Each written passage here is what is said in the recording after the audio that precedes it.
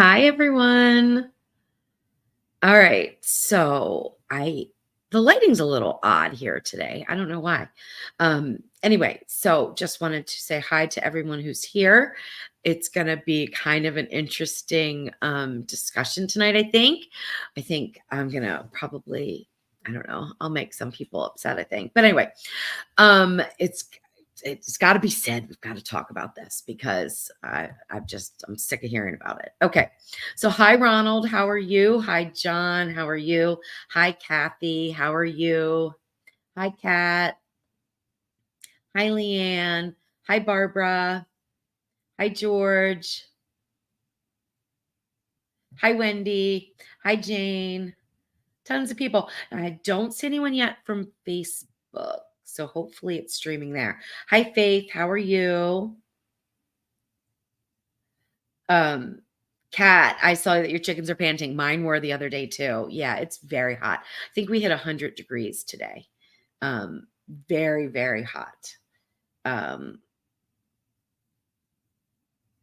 uh-oh, Kathy, you're here to relax. I hope I don't I hope I relaxed you tonight because I've got a few things I want to talk about, and it's like the great thermometer debate thing that goes on everywhere on Facebook these days.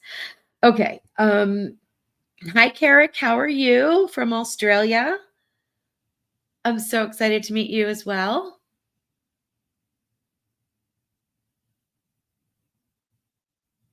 All right, I'm just scrolling through here. Hi, Tony. How are you? Hi, Norma. Okay, John says it's streaming on Facebook. Hey, Brittany. Thank you. Yeah, I just had my hair done. That was the last minute thing today. I was supposed to go later in the week, but she asked me to come in today. I got something strange going on right here. Like, I think I took a nap, which I don't usually do, but I took a nap and I think I like she flat irons it. I don't do all that stuff, right? Never. Hi Arlene, how are you? So I think I got a kink in it. Anyway, it's okay. Um, okay, Brenda says I was also subscribed to Facebook, couldn't go any further. Facebook's a little weird. Hi Marls, how are you? Hi Crystal. Gosh, so many people. Um, Sharon, is this June 25th Q&A? Did I say Tasty Tuesday in my email? Did I make a mistake? This is Q&A. Jeff's at work, so this is Q&A.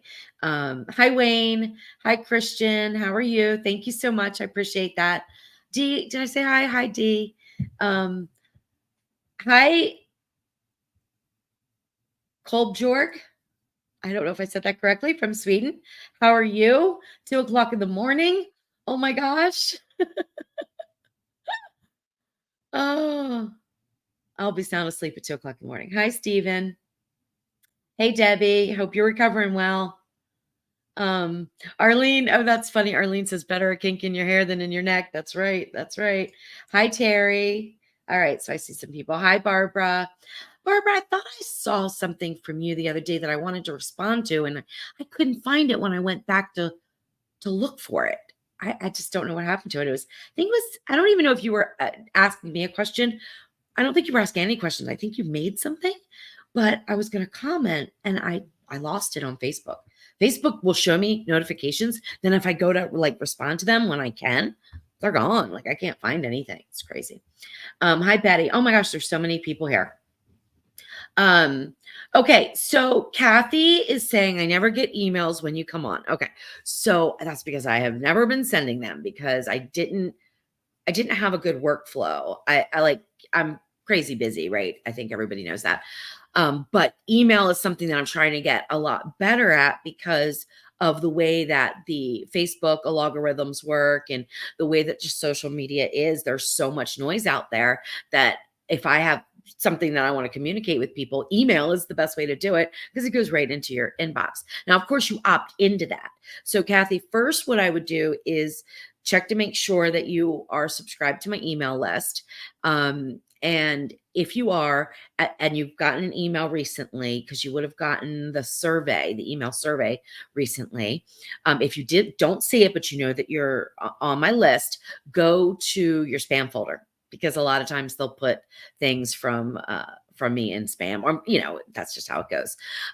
Especially since I haven't sent very many emails lately. So now I'm like kind of rebuilding that trust factor, right? With the providers, the email providers.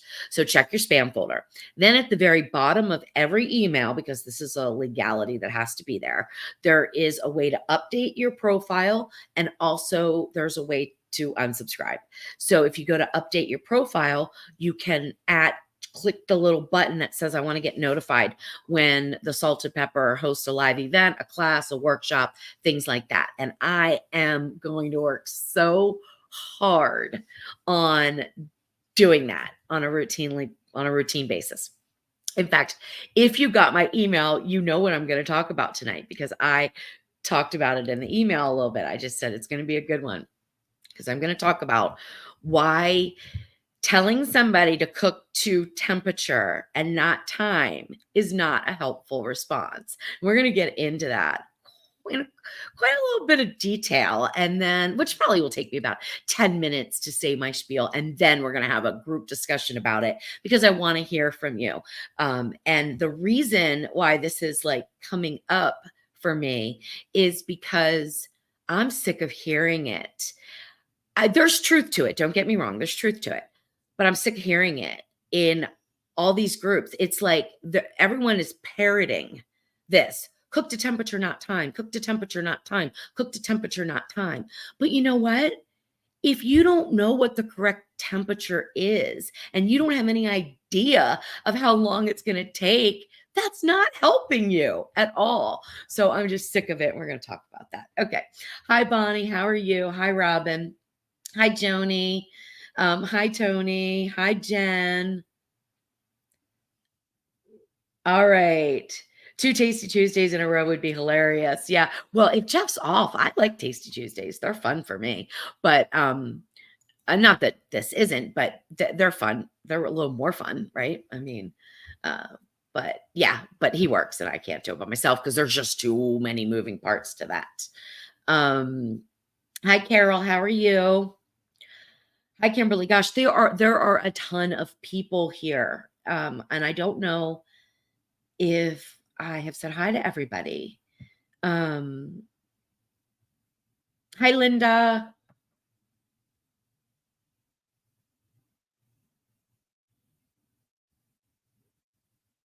Oh, okay, Barbara, you know what? That's right. I think that's what it was. And I must have really searched, because I remember when I looked for it, I couldn't find it. So Barbara was going to make a really old recipe of mine for bagels. And I remember doing that. And I was like so excited about pressure cooking. I'm like pressure cooking everything, including my bagels, which is fine and it works great. But I found out since that sear saute actually is a little bit quicker for the bagels. So I was just telling her to do it that way. Okay. Hey, Melissa, how are you? Hi, Colleen. Um, Hi, Gabrielle. Hi, Michael. Hi, Linda. Oh my gosh. Hi, hi, Marianne. Hi, Jolene. Oh my gosh, I feel like everybody's here. Hi, Behazen. How are you? All right. Hi, Melba. Oh my gosh, so many people. I'm so excited. Okay, so let's just dive right in, right? I have a group on Facebook. Well, I have a lot of groups on Facebook, as many of you know, right? But I have one that is driving me crazy. And it's a different culture. And I'm trying to understand it. Okay. It's the Ninja Woodfire group, it's a public group. And I'm trying to understand it because it's a different demographic.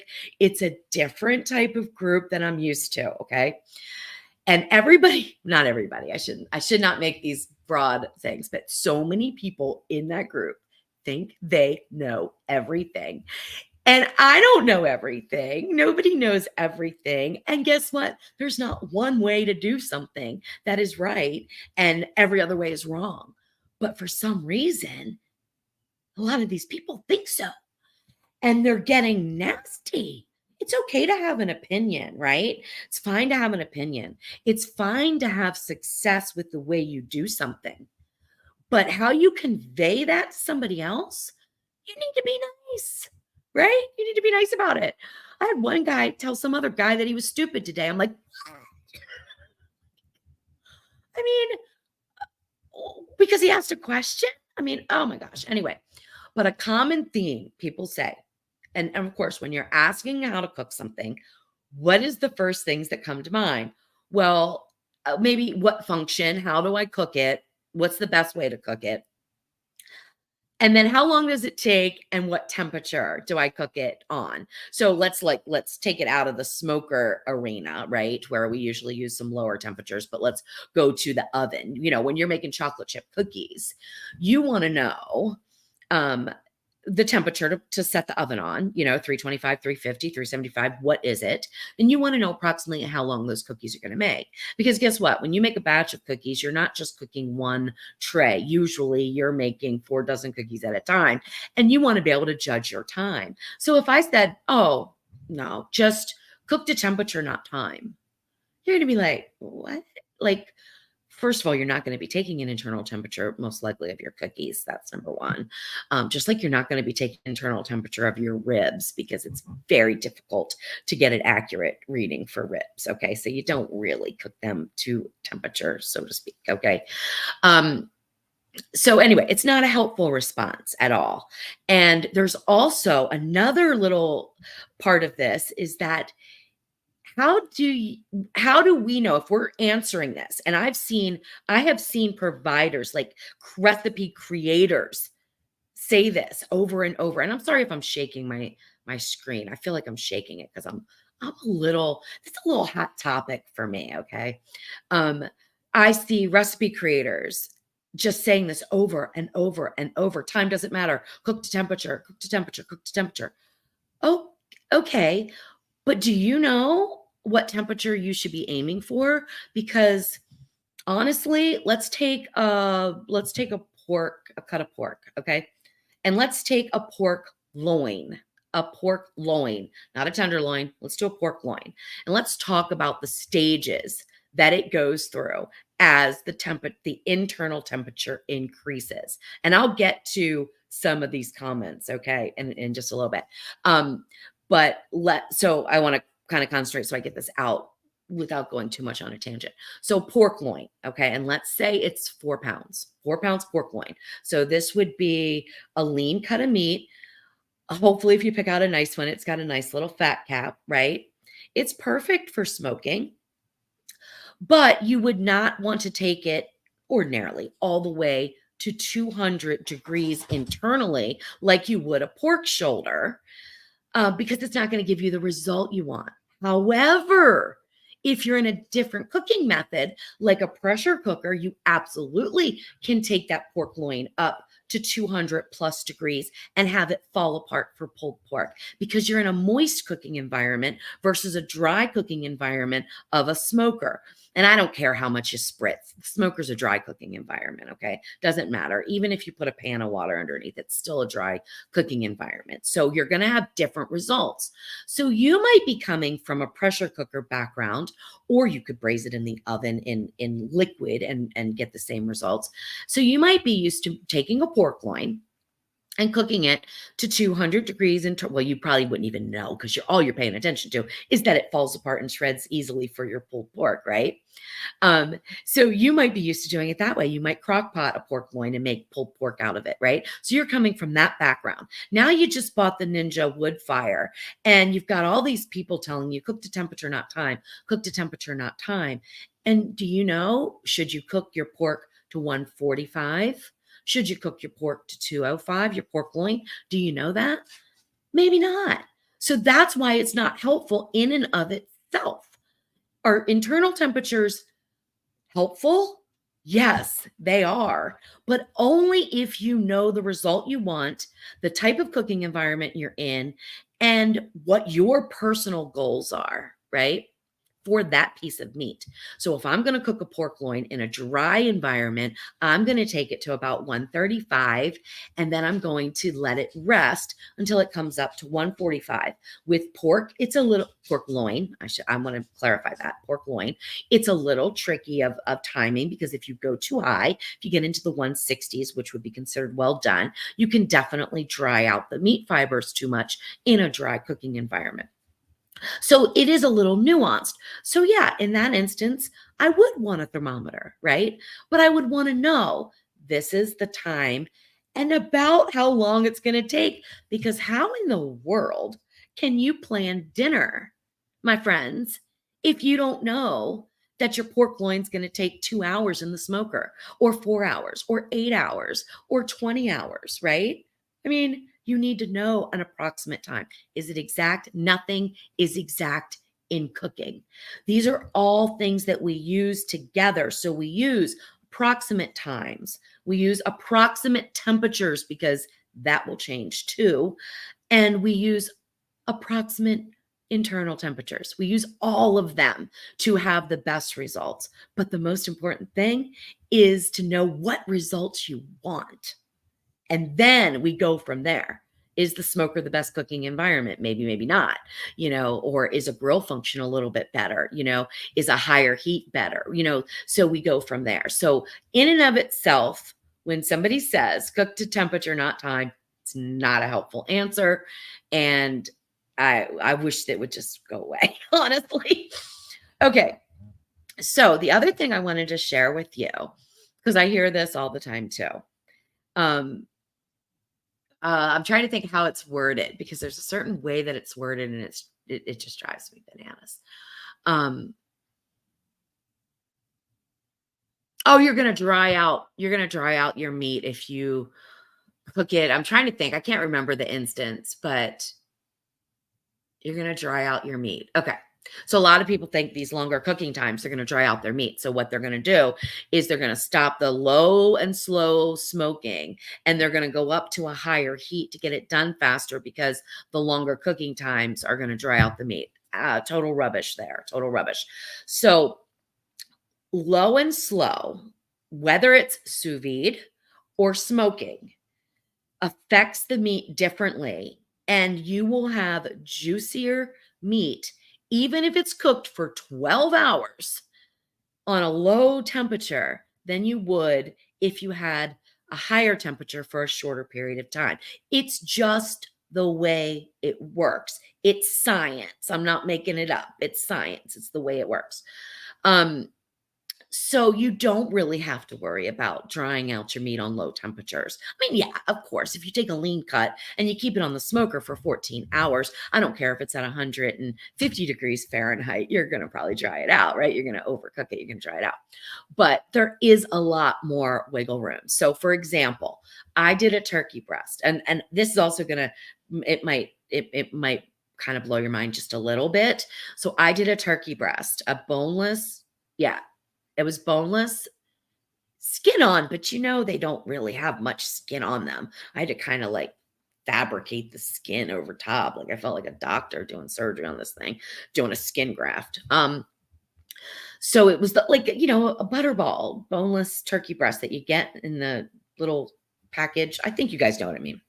Anyway, so, and sometimes it comes in pieces, right? And I wanted smoked turkey for sandwiches. Okay. So I went out on a limb here, and I went to some microbiology background of mine, and I did a lot of research on sous vide. I did a lot of research of time and temperatures.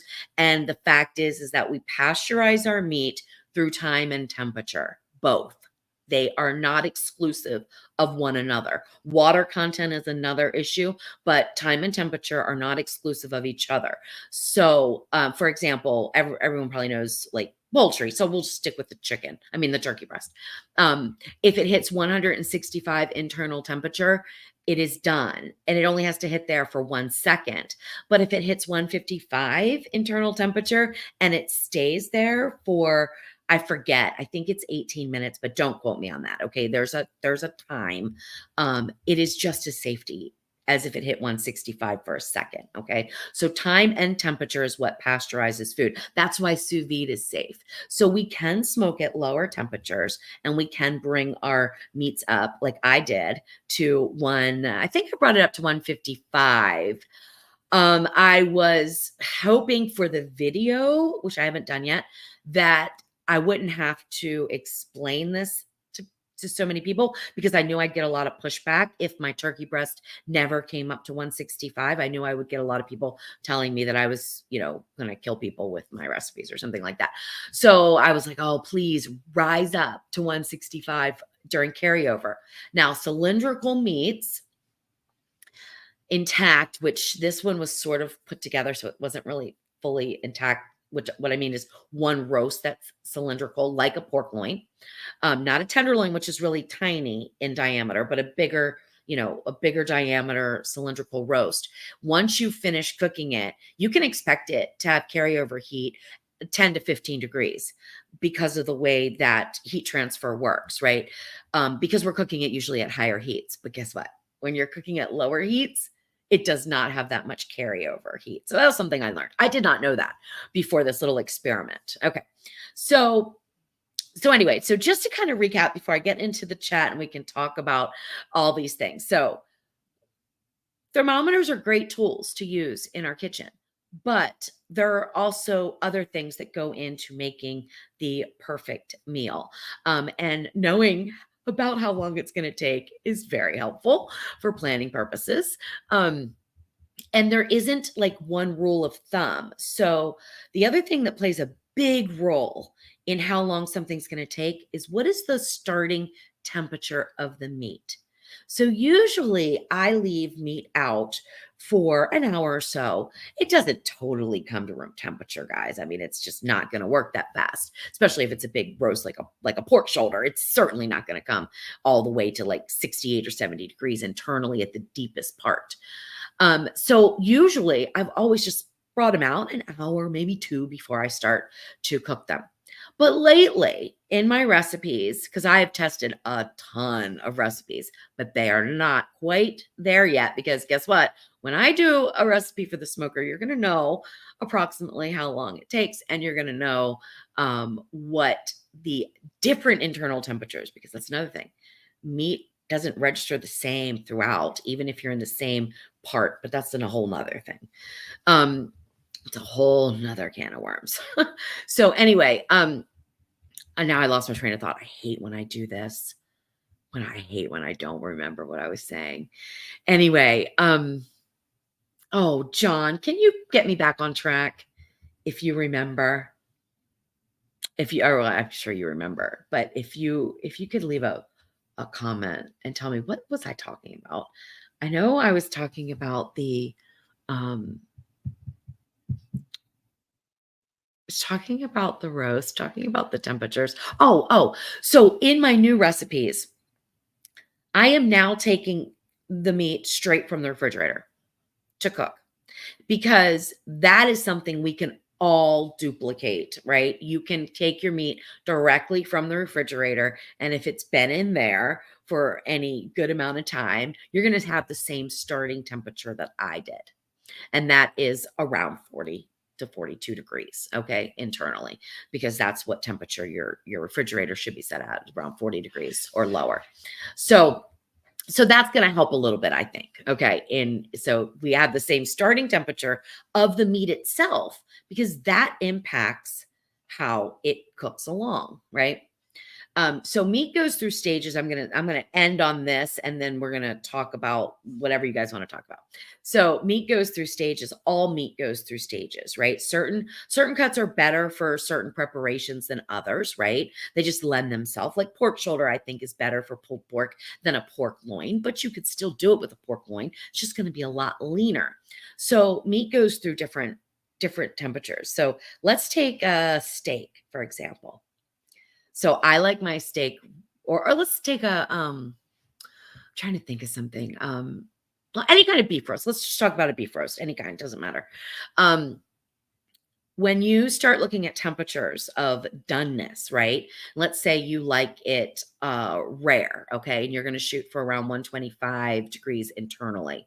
By the way, the reason why that is perfectly safe to eat undercooked rare beef is because what they found is that any bacteria is on the outside only. So as long as it's not a ground or some other way, like broken up, like tined, like some are tenderized, meaning they have tines go all through it and it's tenderized and stuff. So if it's an intact beef roast, the bacteria doesn't penetrate through the meat, so it is very safe to eat at rare, medium rare, blah, blah, blah.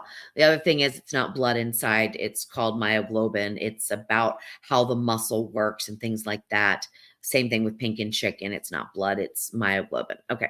That's another story. That's another thing to talk about another time. So let's say you like your roast rare, okay, or medium rare. You're going to go from anywhere from like 120, 125 up to 130 to 140 would be medium rare. And then you're going to go up from there. 160 is going to be pretty well done for most cuts of beef. But guess what happens if you keep cooking it as long as you're not cooking it too high at a temperature and it just sort of dries up, shrivels up, and becomes carbon again? If you're cooking it lower in a moist environment for very lean meats, or fattier meats can be in a dry environment, it's fine. You can cook it longer until it gets up into the 200 ranges, which then causes the meat to fall apart. So, and that happens with chicken too. So like chicken breast, I do this a lot. Chicken breast, if you take it up past the 165 and you're in the right cooking environment, I like thighs are really nice for this, but breasts do work too. And you go all the way up and you're in the right cooking environment, you can get juicy shredded chicken, and you took your chicken way up to over 200 degrees. So many different things, so many variables. I'm going to get back into the comments now, but I saw something from Matthew Ellis, let your meat rest before and after. I don't know what you mean by before cooking. Maybe you mean what I was talking about, pulling it out of the refrigerator. I always have, but I'm doing it differently now. I'm not seeing any differences. It's just a lower starting temp, so it's no big deal. Letting your meat rest. Okay, this is going to be interesting too. Letting your meat rest after cooking is very important when you're cooking on high heats. When you're sous vide cooking, did you know you do not need to let it rest at all, because it's changing its temperature so slowly, there isn't going to be any carryover heat or the carryover cooking. There isn't going to be any redistribution of the juices inside the meat because it's just cooked at such a low, slow temperature. With smoking meats, I let them rest because basically they're too hot to handle usually, especially if you're doing something like a brisket or a pulled pork, because they've got so much fat, right? So I let them rest for a while, but I don't wrap them. I don't put them in a cooler. I don't do any of that, right? I don't do any of that. Is it wrong to do? Absolutely not. Perfectly fine. I mean, it's perfectly fine to do. All these techniques are perfectly fine to do. But when I ran my restaurant, we didn't have time for all that. We didn't have time to spritz the meat. We're cooking 600, 700, 800 pounds of meat at a time, smoking it. We don't have time for all that. Like, that meat went on. That meat got smoked. That meat was not monitored. That meat came off. Yeah, obviously, we make sure it's safe. Okay. We make sure it's safe, obviously. But look, if we undercooked a pork butt or a brisket by a little bit, it went in the oven to finish. Like, we were not playing around because we had too much to do. So anyway, I'm going to get back into the chat now. I'm off my soapbox, but I just want people to know that when they answer that, and that's my dog running around shaking the camera, it is not helping people. So let's be a little bit more specific on like what people are asking. Oh, and also when you're asking questions about how to cook things, try to be as specific as you can, because the better your question is, the more precise your question is, the better the answers are going to be. Okay. So a lot of the things that I do is like when somebody asks a question, I ask them like 10 more questions, things that are going to change my answer drastically. If it's not going to change my answer that much, then I'm going to leave them alone. But if it's going to change my answer drastically, like if you want sliceable pork loin versus shreddable pork loin, my answers are going to be totally different on how to cook them and what temperature to cook them to and how long it's going to take, right? So I need to know that stuff. Anyway, okay. So, yeah. So, let's see. Like John's saying like nothing's a given in cooking. Nothing is. And Carrick, this is important. Following recipes exactly. There is no way you can follow a recipe exactly because there is no way you can match even one of my recipes exactly, point for point. Your chicken's going to be shaped a little bit differently. Your starting temperature is going to be a little bit different. Your outside temperature might be different if you're grilling. I mean, there's just so many variables. So, by educating yourself and learning how to utilize things like thermometers and your eyes, your nose, even feel, whatever senses that you rely on. Learning what the food should look like as it progresses through the stages is a huge indicator. And I'll tell you a little story and then I'm going to definitely get into the chat. We're just going to answer questions and I'm going to try to not go off on a tangent. I totally ruined a pork loin. I mean, it wasn't ruined because let me tell you, it's hard to ruin a pork loin. Not a pork loin. I'm sorry, a pork shoulder. It's easy. Oh, my power just went out. Uh-oh. Interesting. Okay. I'm back, I think. Did I lose you guys? I don't even know. Anyway, let me take a sip. I haven't drank anything yet. This is the first, but strawberry wine, believe it or not. Homemade though, not the wine. It's Pinot Grigio with a frozen strawberry in it. It's nice. Okay, now what was I saying before I lost power for a second? Oh boy, I wish I could keep my train of thought. I don't remember. I was saying something about pork, but I don't remember what it was. Oh well, it probably wasn't important. Anyway, hi Connie. John, do you remember what I was saying before my power went out? Um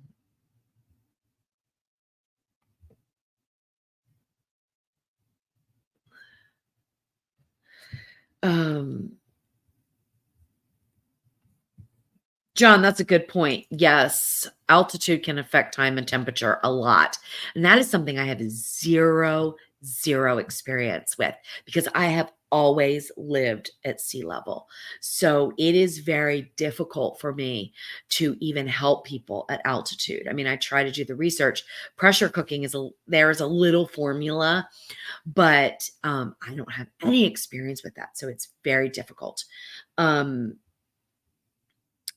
right. I don't remember what I was saying. Let me see if John remembers. Oh, thank you, Crystal. Thank you. Yes, you were going to tell a story about how you run a pork loin. Please tell us. I'm dying to hear this. Okay. So I decided that I was going to cook to temperature. Okay. Not time. I'm going to cook to temperature because I wanted to kind of prove to myself because I had never before I was a recipe creator, I didn't even own a thermometer. Okay. So let me just tell you about that. Now at the restaurant, we had one because that's safety. We have to, right? But as a home cook, I didn't even own one. So I thought, okay, I'm gonna try this. And look, let me just tell you, when I didn't own a thermometer, did I always nail my steaks spot on? No. Did I sometimes overcook chicken? Very seldom, but yes. Okay. Usually I undercook because I'm a firm believer in you can always throw it back on or in the oven or whatever, but I err on undercooking. Anyway, so was I perfect? No, of course not. I decided, all right, you got this 8-pound pork loin. I'm sorry, keep saying pork loin, pork shoulder, bone in.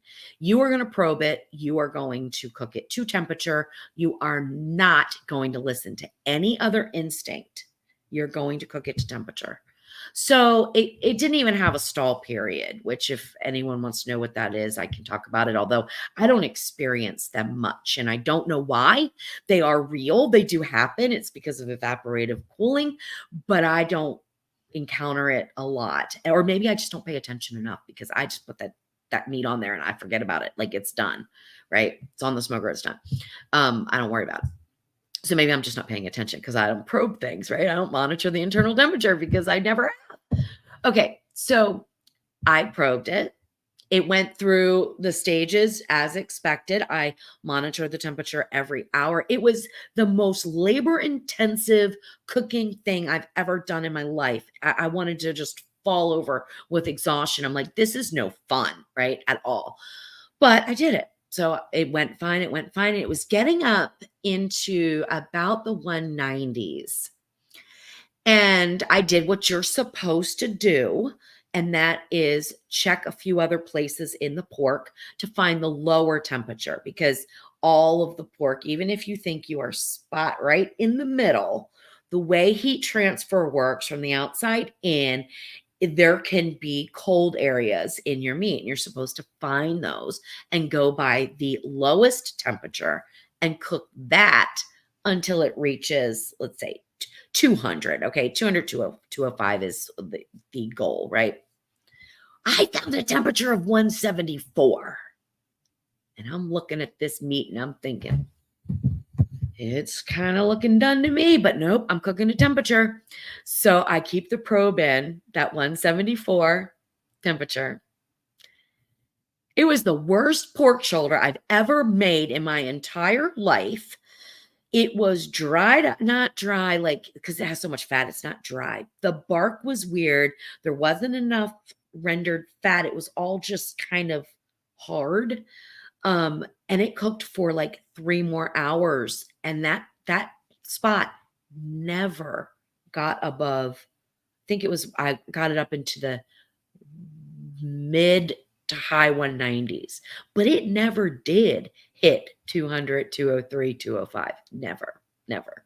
I could have pulled that pork shoulder off 3 hours sooner. It would have been absolutely perfect, like all the pork shoulders that I've done in my life.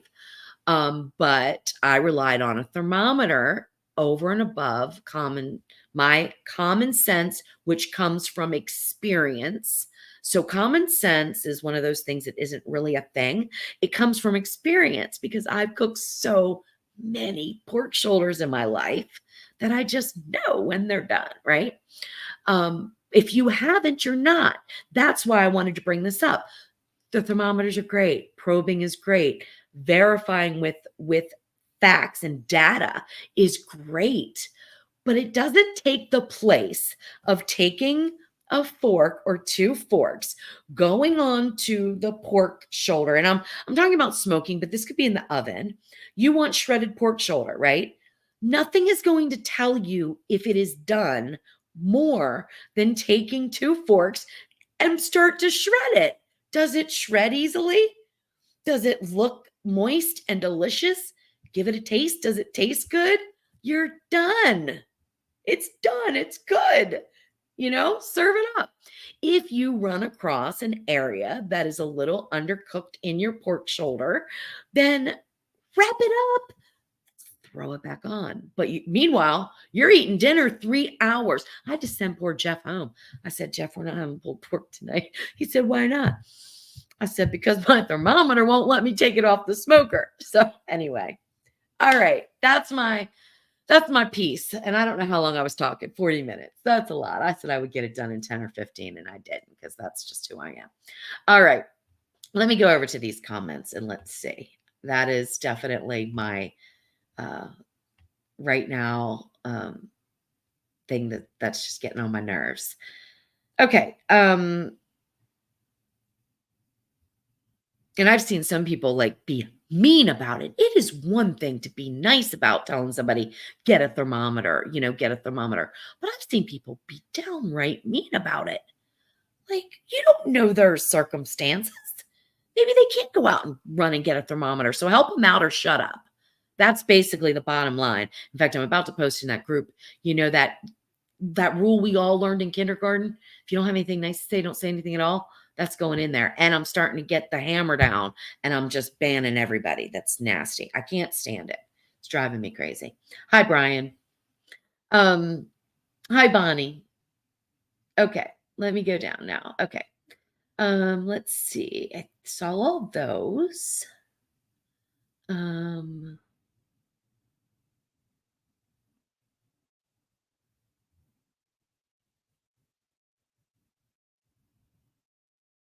I'm just looking for a question or a comment or something that's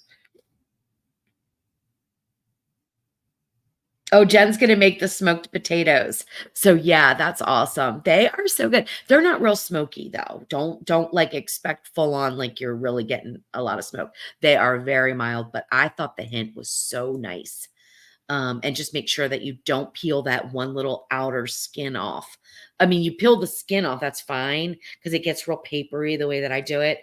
But underneath, it looks like it's harder potato flesh. I mean, you guys know when you're peeling, when you have a potato that you've cooked, the skin kind of pulls back a little bit. And then there's that part that's a little hard. That's where all the flavor is. That's where all the smoke is. Um, all right. Sharon's got a question. Okay. Louise, I'm not receiving emails from you. There are so many groups, etc. Oh Lord, I know it. Sharon, I'm thinking about cutting them out. I gotta scale down some of these. They're out of control. I have too many. What is the best contact to ask you questions or see upcoming events? Um, well, if I can do my job the way that I want to do my job, it's going to be email. So, and that means sign up for the alerts. So take a peek, see if you got one for today. Send me a message, send me an email, and then I can look up your email and I can find out where you are, like what you are signed up for. Okay. Because I've got like a laundry list of all these different things you can opt in or out of, because I don't want to bother people if people don't want to be bothered. Like I don't want you to feel like you're getting, two or three emails from me and you don't care about them. I want every single email to be something that you're interested in, right? And people are just have such a varied interest that I'm trying to get that all fine tuned. Um, okay, let's see. Okay, yeah, Kat, there's several groups. I don't know how the other ones are. I'm not in them. Mine's a little unruly right now, I gotta tell you. And I gotta take care of that. So in fact, I just banned 3 people before I got on here tonight. Um, Hi Judith, how are you? Oh my gosh, Carrick, I love that. Know it all latest. I love that. Oh my gosh, I've got to keep that. I know it all latest. I know it, man. It's it drives me crazy. We only know what we know, and our experiences and our research and things are what determine what we know. I learn something every day, all the time. And then I want to use it in an experience so I can see it firsthand, right? Um, and Kat's saying that the culture in almost all Facebooks is getting really bad. Um, yeah, my other groups seem fine, but like let's say that I had a lot more time when I started those groups. And so it became very friendly and very helpful. They were all very helpful groups. This one grows at a rapid rate. And I don't have enough time to be in there and really, and honestly, I'm going to be honest with you guys. These people are so mean. I'm afraid of them.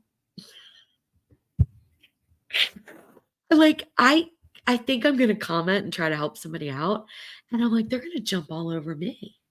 And then I'm really gonna have to show them, like, I can only tolerate so much, right? So I tend to be a little quiet in there, but I'm not gonna be anymore because I just can't stand it. Okay. Um, Bye, Rayanne. I'm sure you left a long time ago because it was like 7:12 when you made the comment. All right, keep going. Keep going, Louise. Stop, stop, stop. Um,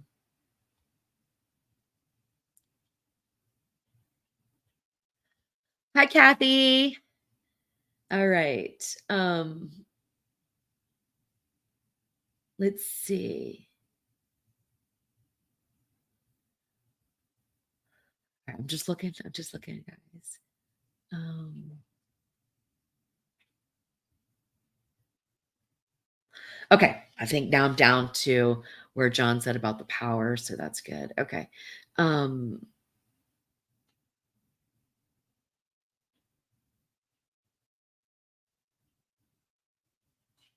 okay. So, Melissa, first of all, there is no question that is dumb, and I really believe that. Like, I mean, yes, do we sometimes look at things and do an eye roll? Yeah, I'm even guilty of that. But then I say, check yourself. Check yourself because you don't have the same experiences that somebody else does. You might not even live in the same country. You might not have access to the same ingredients or meat. So check yourself, Louise. And that's what I encourage everyone else to do. Check yourself. Don't call somebody stupid or question stupid. Okay. So it might be a super dumb question. Let's go. But if I bought boneless chicken breast that has a certain percentage of water content, does that change how I make sure if it's safe versus a leaner, less water, salt content? Okay. The technical answer is there is a degree that water comes into play, but not for you to worry about. Okay. Because any of the guidelines on, and it's not a dumb question. In fact, it's one that's a little bit difficult to answer. And I'm not a scientist, right? I wish I was because I think it's fascinating. But yeah, it's a little more complicated than that. But there is a chart that I came across, and it is FDA, and they did all these tests, and they did it based on chicken breast, lean chicken breast, okay, and then they did it on like chicken thighs, and they did on this, and there was such a small degree. So what they do when they put anything out for the public facing stuff, they will make it on the upper end of safe, right? So for your chicken breast, if you're doing hot and fast cooking, grilling, sauteing, things like that, you're going to go to, personally, I go to 160 and then pull it off, let it go up 5 degrees while it's resting. Now, the other thing with chicken, if it has a certain percentage of water, is that injected with salt, that's just brining, that's going to keep it moist, and it works through osmosis. But the easy answer is no, don't worry about that. Don't worry about that. There's many other things to worry about with cooking. That's not one of them. So it's just too small of a thing. Okay. Hey Mary, how are you? All right, Kathy says, Louise, which Ninja is your favorite to cook on for a family meal? I have the original 2-lid Ninja Foodie. Um, Gosh, that depends on what I'm cooking. So I would say if I'm going to only use one appliance and get everything done, I would use either the Ninja Foodie pressure cooker and air crisper, or I would use the Ninja Combi. Those would be my two. And lately I've been really gravitating towards the Ninja Combi, just because it's summertime, right? And I'm not doing a lot of heavy meats and a lot of heavy soups or heavy, I'm not doing those pressure cooking things that I love, but I'm not doing them right now because it's 180 degrees outside. So I find that I'm finding actually that I'm using the wood fire a lot too, because we're cooking outside more. But yeah, I would say the Ninja Foodie or the Ninja Combi would be my two favorite. The Ninja wood fire is pretty cool though. I do like that one. Okay. So Melinda wants to know what I think about the Ninja double stack air fryer. I don't have it. I think it's pretty cool. The questions that I would have would be the size of everything. And I watch when they come up on my Facebook feed, I'll watch the cooking demonstrations that they show, whatever. They make everything look like it's going to work perfectly. And life isn't like that. So I just take that with a grain of salt. But yeah, I don't know anything about it really, except it's interesting. And if it works as they say it does, then I think it could be really great for people who have counter space issues. I know some people have said that not with the double stack, I don't have any information on that, but with the dual air fryer, I know some people said that they felt like if you were cooking on both sides, neither side, even though they have their own heating element, neither side cooked as well as when you were just cooking one thing in one side. I didn't use it enough to glean anything one way or the other about that. But that would be the only thing that I would kind of put your ear to the ground, so to speak, and listen for people who might be saying that. But yeah, I mean, if it Ninja's got great products, they've got great air fryers. I mean, they really do well. I mean, they work well. So I think that you should be fine. Um, all right, let's see. Okay, that's not for me. Colleen, I don't know what this is in reference to because obviously I'm so far behind, but a nice tri-tip. I can't get those here. I see them all the time being cooked, but I can't find them here. Christy, you're so welcome. Let's see.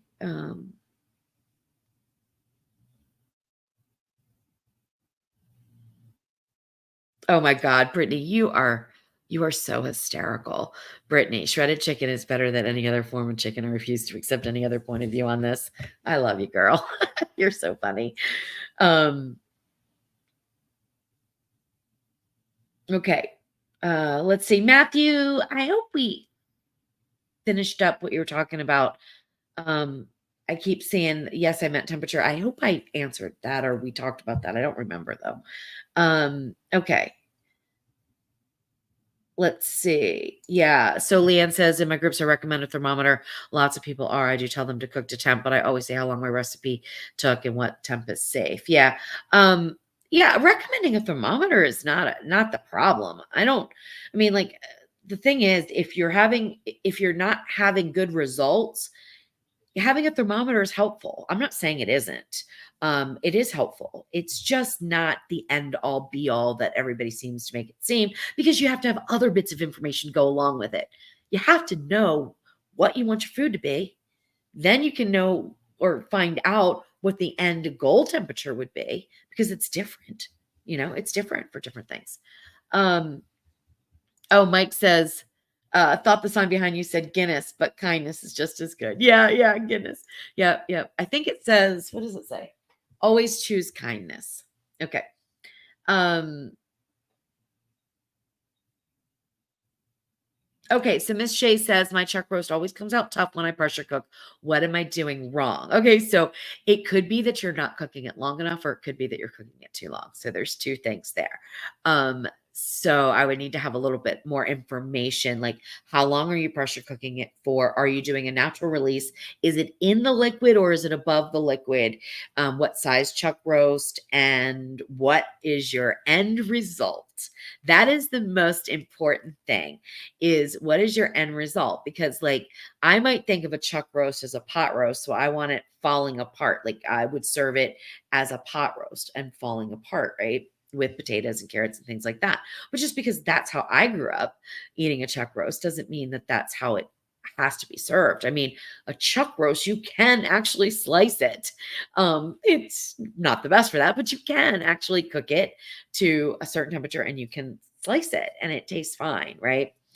And I learned that when I was testing a recipe on the indoor grill for pot roast, and it was not even near done, right? I'm like, I'm just gonna shave off a little bit and see what the flavor's like. I'm like, oh, this is good, actually. It's like a little piece of steak. It was tender. It was good. It was probably, I don't know if I didn't do an internal temperature, obviously, but it was probably around, let's say 140. I don't know, but it was good. Anyway, okay. Um, let's see.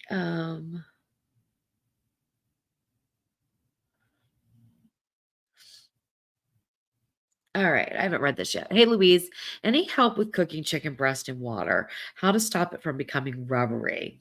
I have tried on a very gentle simmer with chicken stock and it was like rubber and tasted horrible. I would recommend if you can find them, they're hard to find, but split chicken breast. So with the bone and the skin on, and you can boil them in water, and they're going to be delicious. Okay. Boiling chicken is gonna be a little rubbery, unfortunately, in my experience, even if it's in the chicken, even if it's even if it's in chicken stock. However, I just thought of this. You can change that a little bit if you cube it up.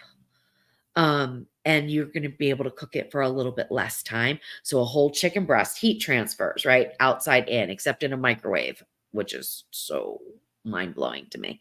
But heat transfers from outside in, right? So you're cooking the breast from the outside, getting to the very middle. That's why we check internal temperatures that are in the middle of the thickest part of the meat that we're checking the temperature of. So by the time that inner part of that chicken gets done and we've got all this boiling or even simmering water moving around, we've overcooked all the other layers. So you can chunk it up and get a better result because we have less area for the heat to transfer to cook each piece to a safe consumable temperature. My mom used to make chicken salad all the time, and she would boil the chicken breast. The other thing is, again, going from this stage of doneness of what you think is done, 165, moving it, going past that. So keep boiling it past that. See if that helps too. That might. But I usually use bone in, skin on chicken breast, and I don't take a temperature. I just boil them until I know they're going to fall apart, or smoke them until they're going to fall apart. And they could be up in the 200 range, I'm sure. Um,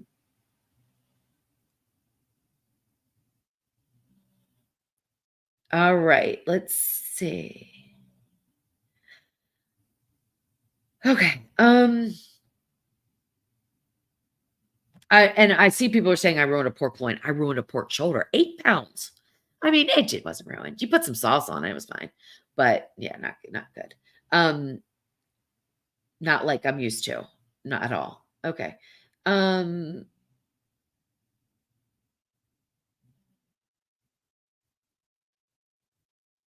oh, Colleen. Perfect point here. Plus, checking the temp so often, putting all those holes in pork and juices fall out and takes forever and takes the flavor on the ride. You're right. So, this is the big thing too. So, you're cooking to temperature, right? Let's say you've got a beautiful steak and you're cooking to temperature, but you're so nervous that you're in there poking the H out of it, and you're poking it every 5 minutes because you don't want to go not a degree above what your target is. Well, every time, and this is with an instant read, every time you poke that meat, pull it out, you got juices coming out. Those juices are drying out like the inside of the meat. They're coming out. You don't want them out, you want them in. So I do recommend, if you want to monitor an internal temperature closely, get a probe thermometer, put it in the thickest part of the meat. It's sometimes don't get it near a bone, try not to get it into a fat pocket, although they're hard to kind of determine sometimes. And leave it alone, leave it in there, right? Until the very end. Then you do want to poke around a little bit, unless you are like me. I'm never doing that again because I would rather not known about that 174 temperature because I would have had a very good pork roast or pork butt, whatever. Anyway, so that is a really good point, and one that drives me crazy. That's why I can't say ever, because when you say I don't ever, and then one day you're going to see me do it, like you're going to see me take a temp of a burger, and you're going to say, I thought you said you never do. Ordinarily, I don't ever temp burgers or anything like that. Do I always cook them right? No, I don't, but I don't usually temp them because once you do pull it out, I don't like that stuff that all comes out and then it coagulates on the top. You know what I'm talking about too, if you've done it. Same thing with chicken. Oh, no. And I know it's not blood and I know it's just juices and stuff, but still that grosses me out. So I leave my meat intact as much as possible. But if you probe it, you leave the probe in, the juices don't leak out from around it. So you're good there. Okay, let's see. And of course, nobody's watching this that actually needs it. That needs a good little kick in the butt about being nicer. Nobody's watching it that needs it. But anyway, hopefully you've learned something. All right. Yeah, Colleen, I look forward to it. Also, mashed potatoes. Jeff had some dental work and he needed to have mashed potatoes, and I made them pretty quickly, and I didn't do my usual technique. They were so good though. So good. Okay, let's see. Oh, Terry, good. This is another really good point. I love my eye around, but always ruin the way I make the first cut. Can't tell to go with the grain or against. It can be tricky sometimes. Um, I don't do enough eye arounds, but I did do bottom rounds. I did several because I've got a smoked bottom round recipe coming out for smoked roast beef, which is fantastic. Look, don't sweat it. You cut it one way, it's wrong. Flip it, cut it the other way. Don't sweat it. We all do it. I mean, maybe not a butcher, a somebody who has more experience with meat and the way that things are butchered and cuts of beef and cuts of stuff like that. Maybe they don't ever do it, but I do it. I mess it up. I mess it up all the time. And it's no big deal. Once as soon as you take a piece of your roast beef or whatever, and it's so tough you can hardly chew it, and you didn't cut it right. So just go to the other way and cut it that way. Oh, morals, thank you so much. 1 a.m. Oh my gosh. I think we're getting about to get a thunderstorm. Um, oh, Crystal, thank you so much. Thank you. I appreciate that. I am First of all, I wouldn't put some of these groups on any of my friends because I mean, people get crazy. Anyway, um, okay, Julie. So, do I have any recipes for homemade hummus? No, I do not. But my friend Amber made homemade hummus when I went to visit her in Chicago, and she used like this thing. I don't have it, so I can't make it in that. But what is it called? A thermo? I don't even remember what it's called. She loves it. Anyway, it's like her little cooking assistant. So it weighs everything, it cooks everything. Anyway, hummus is super easy to make. It is on my list to do. I meant to do it when I did my chickpea recipes because making hummus, Jeff loves it. I made it. I just don't have a recipe for it. So I will get on that. I will put that on my list.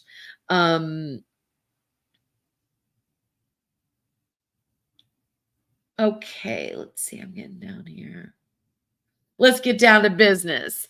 Hash browns. What's the best method? All right, Mike, 5. I don't know if you're still in the chat, but let me say hash browns. How do you want them? Hash browns mean different things to different people. Do you want a McDonald's hash brown, which is basically shredded potatoes formed into a patty and deep fried?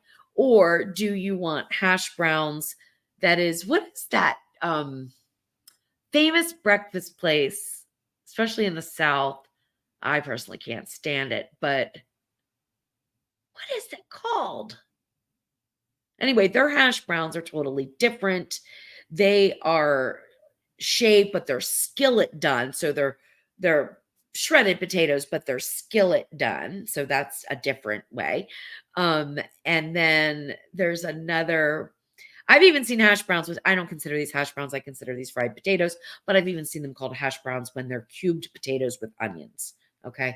I wish I could remember the name of that restaurant, but I can't. I'll try to look it up maybe.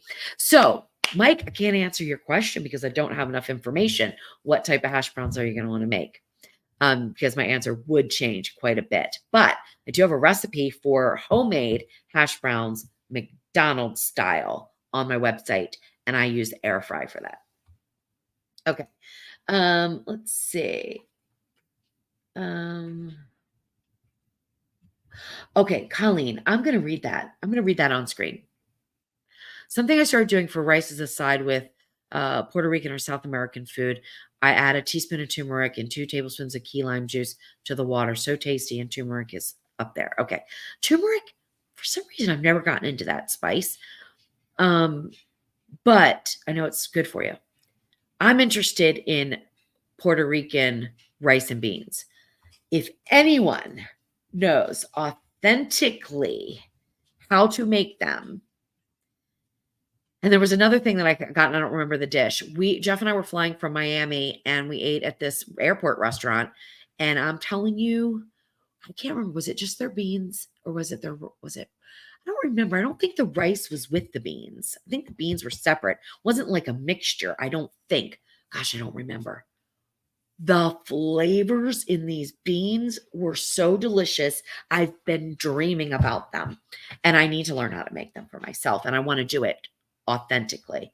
I don't care how much time it takes me. So if anyone knows an authentic Puerto Rican bean recipe, I think the rice tasted good, like had some amazing flavors. And the meat dish that I got, which I do not remember what it was absolutely the best I've ever had. So huge, huge fan. And I've never had Puerto Rican food before, really, that I can think of anyway. Um, oh, George, can we get some blooper videos? You keep telling us about your disasters, but we never get to see them. I actually did film me out there poking at this darn thing, saying, man, it's overcooked. Like 3 hours before I even took it, it's overcooking. I should really pull it off now. I really should pull it off now, but I don't have anything really funny. I mean, I just me talking to myself outside. Um, all right, so Barb, good point here. Love cooking beef roast on dehydrate in the OL 701. And people will be like, what? You dehydrate your beef roast? Why would you do that? So let me just explain that for just 1 second for those of you that may not know. So dehydrating basically is just low heat cooking. And I'm sorry, my dog's getting a little bit anxious here. In fact, let me let them out. Come on. Come on. You can go outside. Come on. Come on. Come on, everybody. Go on, George.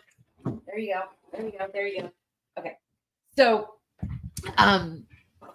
anyway, so really you're just cooking, of course, with the fan running. So you're creating a crust on the outside, but you're really just slow cooking that roast beef, right?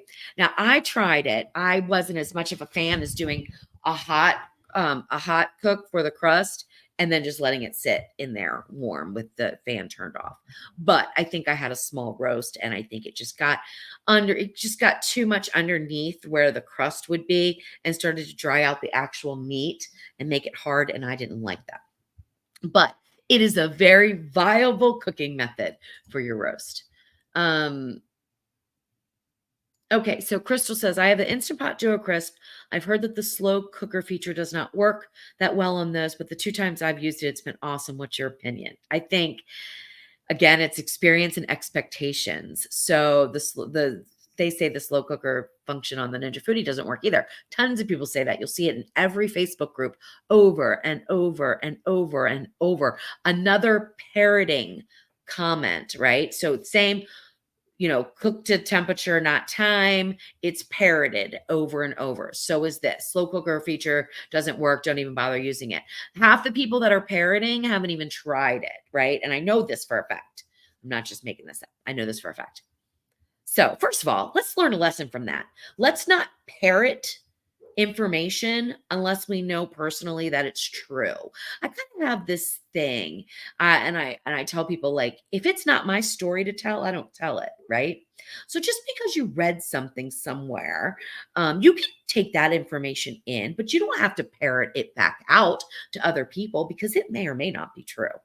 And it's not your story. Now, if you personally have an experience using the slow cooker where it didn't work to your expectation, that's your story. Share that worldwide, but don't parrot, because parroting, it's causing a lot of issues on social media and way more than cooking. But we're going to stick to cooking, but let's not parrot. If we have experiences, talk about them. But just because you heard, John down the street, I don't know, had something, I don't know, catastrophic happen, doesn't mean that something catastrophic is going to happen all the time, or that it even happened in the first place, because John might be an attention seeker. Have we ever thought about that? Okay, not you, John. All right. So, and John, I'm glad I picked your name and not somebody else who might have thought, what is she talking to me? So any Johns out there, I'm not talking about you. That was just a name I picked out of my head. Okay. So I personally love the slow cooker on the Ninja Foodie. that nobody else does, or most people don't. And I've used it and it works great. But I don't expect my slow cooker to cook like a pot of boiling water. However, a lot of other brands of, and I'm going to say crock pot, but it's not really just about crock pot. What they did is, because of food safety concerns, they bumped up their temperatures. So they now cook a lot hotter and faster. So the whole slow cooking thing is like, it's gone. They're cooking a lot hotter and a lot faster. And that was for food safety and because we're impatient. Let's just face it, we're impatient people and we want to get things done quicker and more efficiently. So they've upped the heat, in my opinion. Now, this is an opinion. I don't have facts to back this up, right? But I know the difference between my Ninja and the other slow cooker. There's also issues with the type of pot it is, and again, heat transfer, but I do believe that they've increased their temperatures a little bit with how hot low is, how hot high is. Ninja kept them on the lower side than some of the other ones, and that's based on a little bit of testing that I did. And also the fact that one of my crock pot, it's not a crock pot, it's a Hamilton Beach, it's not even a crock pot, boiled water right out of it, whereas the Ninja was still had water in it. So like I have some facts to back this up, but not a lot. So take it with a grain of salt. Don't parrot it. That's what I'm saying. Use your slow cooker and figure it out for yourself if you like it or don't. But personally, I love it because I thought that my older slow cookers always overcooked food and I never used them. I hated it. So that's just my opinion, my experience. Okay. Let's keep going because I'm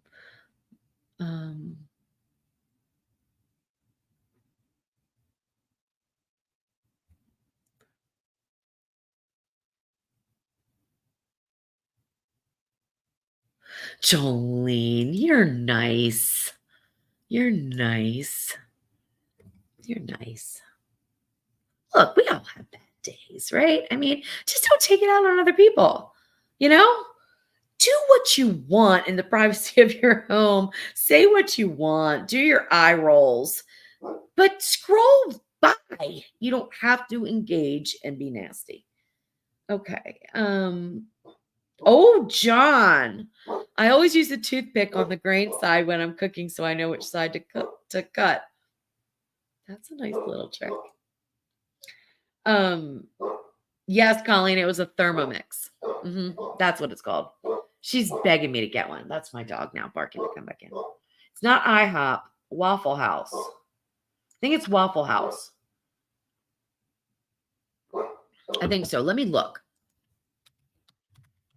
Are they known for their yeah, it's Waffle House. I can tell. Yeah. It's Waffle House. Aren't they known for like their hash browns or something? Anyway, I ate there a couple times. I was not a fan.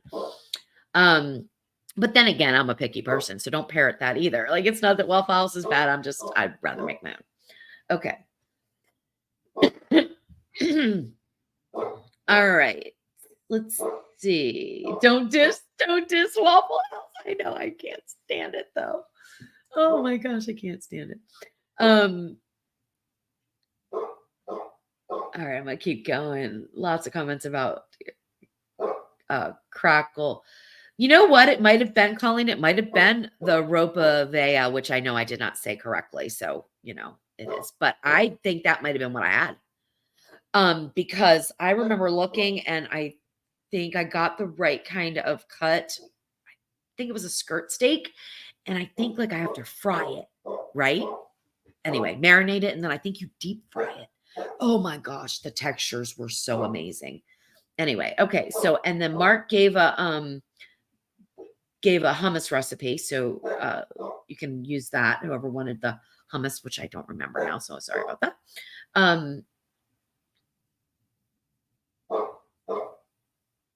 All right, let's see. That's right. Now that's Callie barking, George. George is being good.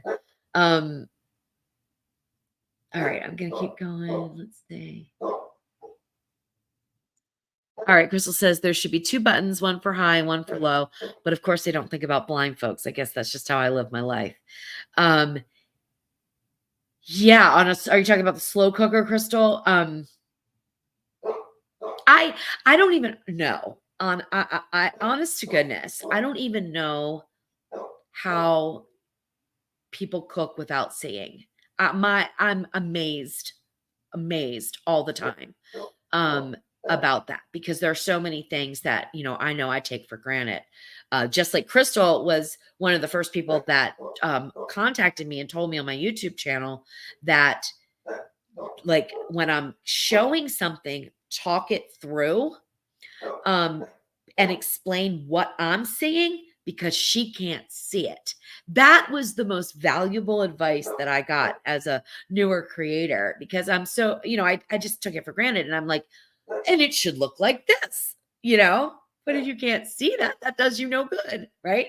Just like cooking to temp doesn't do you no good if you don't have a thermometer. So, those are the things we learn and evolve. And hopefully I've gotten better at that. I'm not perfect at it, but I just can't even imagine how navigating through a kitchen without being able to see. I know, Brenda.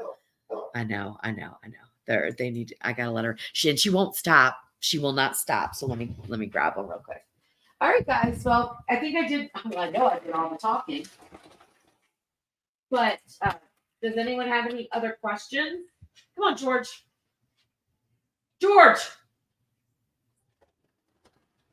I had to do that for you, George. George Kemp. So yeah, there is my George being stubborn as usual. All right. Anything else before I bid you guys farewell? Good night. I don't know. I hope I wasn't too harsh tonight. It's just been like a little thing under my skin for a while. So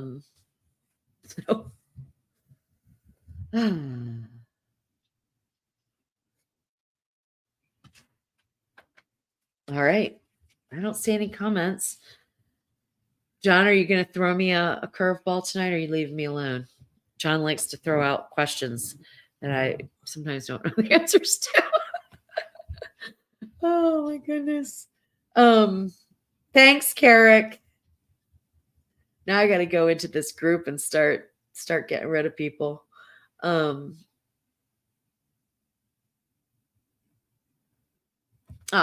Crystal. Crystal's motto is just try not to get burned. I taught myself how to cook. I didn't even think about getting burned. I burned myself enough and I can see. Oh my goodness gracious. Okay. Dehydrate basil in the foodie, temperature and time. I have a recipe for that on my website. So let's see. And a video for it too. Because it's a lot easier than you think. Like, you don't have to take it off the stem or anything like that. Well, maybe I don't. Why don't I have a recipe for that? Well, I have a video for it. Well, I'll tell you that. I don't remember the temperature. I mean, I don't remember the time. I think it was like 6 hours. Let me see if I can find it in my actual recipe program that I have, where I store everything. Let's see.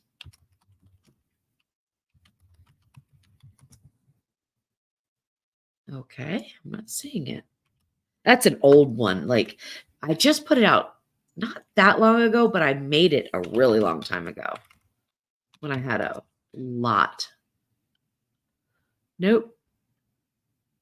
I did not even write it down because it's something that I just did one day, but I think I go at like 130 or less for basil. You don't want to be anything higher. It might even be in the 120s. Not the lowest temp bar, but down there, right? And to dehydrate in the foodie, you could take your basil as a big bunch, keep it on the stems, just make sure it's, washed and dried. And then you can put it in the basket, the air fryer basket, if you have that. And then what did I put on top? I put something on top just to kind of keep it weighted down, but the stems help it stay weighted down. And so that works pretty well.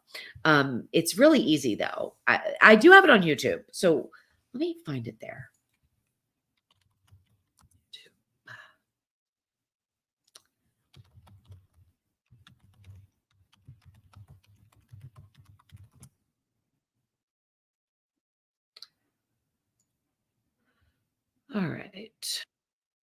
Sorry about that.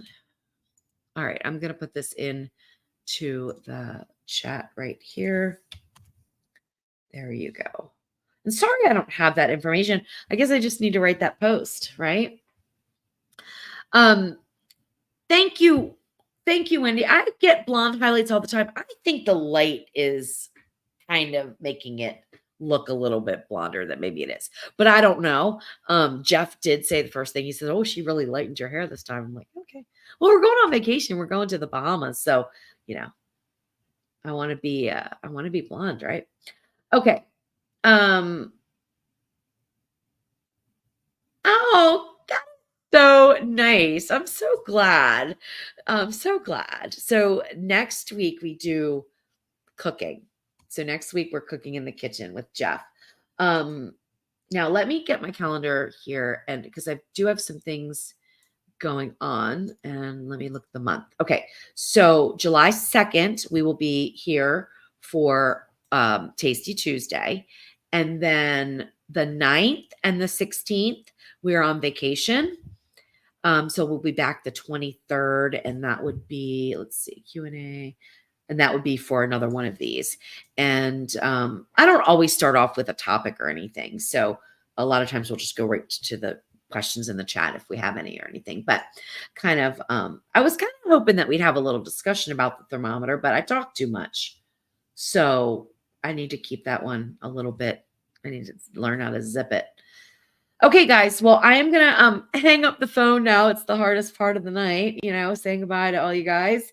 And I appreciate you being here. Definitely. If you're not on my email list, you might want to get on there because I will be sending out things to let you know when I'm going live. And in my perfect world, I wanted to have some classes and some workshops and things like that. But time is my enemy, really, honestly. All right, Carrick, I will say hi to Jeff, and George is going to be in the kennel for 2 weeks. Yeah, George and Callie, and yep, they will be at their vets being boarded for 2 weeks. It's 9 days. It's a lot though, right? So, and George is making, George Kemp is kind of just poking fun. All right. Good night. I love you guys. And I hope I didn't come across too harsh tonight, because none of this is directed at you guys. You know that, right? But maybe next time when you see these things, you're just going to be like, there's just another know-it-all. I just go on past. Don't engage. Do not engage. It's not worth it. All right. Love you guys. Good night. I don't even know how to get that off the thing. Okay, there we go. All right. Good night, good night, good night.